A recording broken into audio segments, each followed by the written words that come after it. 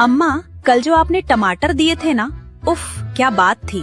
मीठे खट्टे और उनकी चटनी तो ऐसी बनी कि घर वाले उंगलियां चाटते रह गए। अरे बेटा, वो टमाटर थोड़े खास थे, घर के बने कंपोस्ट खाद में उगाए थे।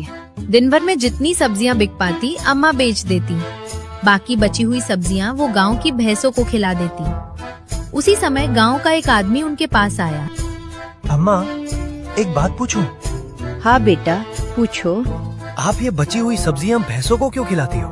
कल भी तो बेच सकती थी, कुछ पैसे मिल जाते। नहीं बेटा, कल तक ये सब्जियां सूख जाएंगी।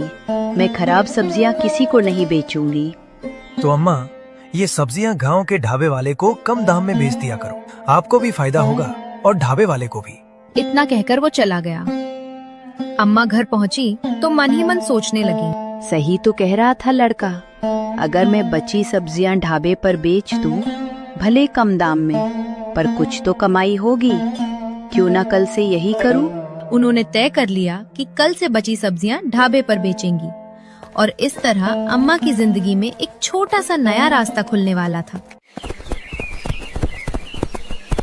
रामपुर गांव में एक और मेहनती नौजवान रहता था। उसका नाम था सूरज।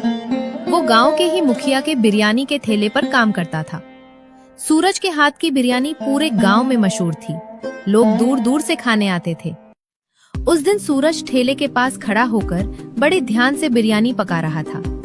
तभी अचानक मुखिया जी तेज कदमों से आए और कठोर स्वर में बोले, अरे सूरज, ये बिरयानी खत्म होते ही घर आ जाना, कुछ काम है तुम्हारे लिए। मगर मुखिया जी, बिरयानी खत्म होते होते रात हो जाती है, फिर मैं बहुत थक जाता हूँ।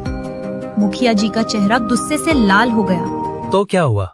जब तुम्हारे पास कुछ नहीं था तब मैंने ही तुम्हें रहने को घर दिया, 2 वक्त का खाना दिया, ये सब यूं ही नहीं मिला तुम। सूरज चुप हो गया। उसकी आंखों में एक अजीब दबाव झलक रहा था। चुपचाप काम खत्म कर और घर आ जाना, बहस मत करना। ये कहकर वे ताना भरे और वहाँ से चले गए। थोड़ी देर बाद गांव का एक आदमी सूरज के पास आया। अरे सूरज, बुरा मत मानना, पर ये मुखिया जी के पास काम करना छोड़ दे। तू इतनी बढ़िया बिरयानी बनाता है, अपना खुद का ठेला खोल भाई, खूब चलेगा।